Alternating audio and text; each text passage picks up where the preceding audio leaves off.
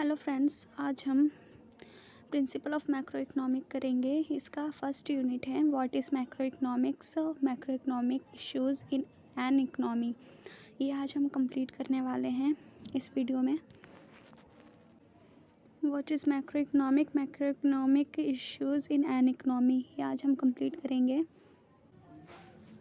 Define macro economic. What is macro economic? Macro economic का मतलब होता है लार्ज।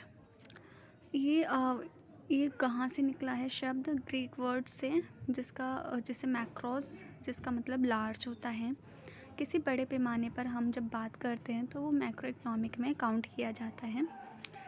इसे हम टेबलर फॉर्म में भी हम इसे डिस्क्राइब कर सकते हैं, बहुत अच्छे मार्क्स मिलते हैं।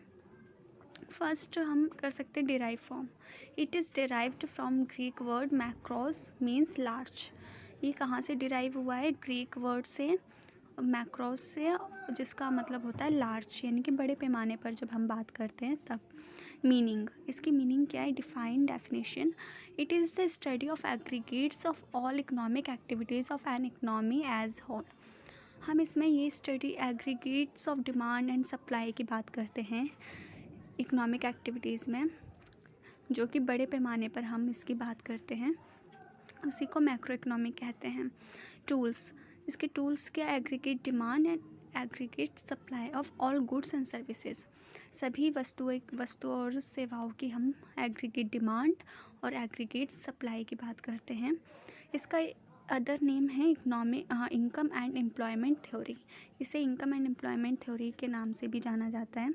इसके एग्जाम्पल्स हैं national income, national wealth, national output, total income, unemployment, total expenditure, investment, money supply etcetera.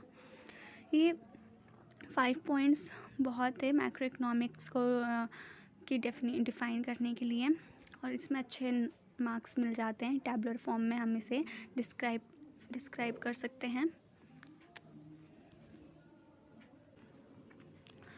अब इसमें मेजर इकोनॉमिक इश्यूज़ पढ़ेंगे।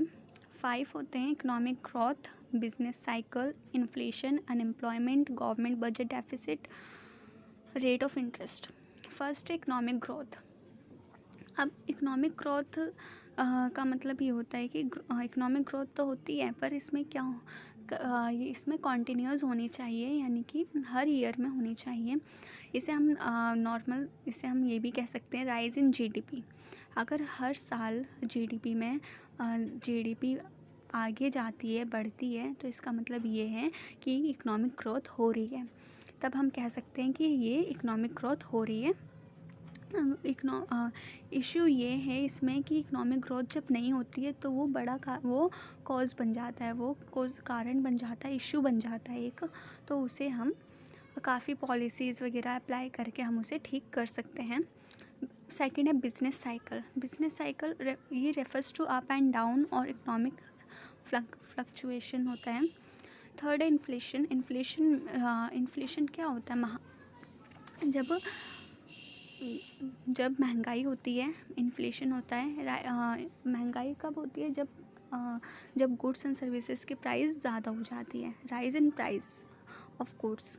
तो जब वस्तुओं की जब प्राइस ज़्यादा हाई हो जाएगी तो उसमें क्या होगी? उसमें महंगाई आ जाएगी, महंगाई होती है। अनएम्प्लॉयमेंट यानी कि बेरोजगारी कब होती है? Decline in economic activities. जब इकोनॉमिक एक्टिविटीज़ कम हो जाती हैं तब अनएम्प्लॉयमेंट देखा जाता है। फिफ्थ है गवर्नमेंट बजट डेफिसिट। ये बहुत बड़ा इशू है इकोनॉमिक का। इसमें ये गवर्नमेंट बजट कब कम होता है? डेफिसिट में जाता है ये जब टोटल एक्सपेंडिचर्स ज़्यादा होता है टोटल रेवेन्यू से। एक्सपेंसेस ज़्यादा होंगे और तो सीधी सी बात है कि वो लॉस में जाती है, वो डेफिसिट में जाती है। सिक्स्थ है रेट ऑफ इंटरेस्ट। ये टूल ऑफ मॉनेटरी पॉलिसी होती है, ये एक टूल है मॉनेटरी पॉलिसी का जो इशू करती है आरबीआई।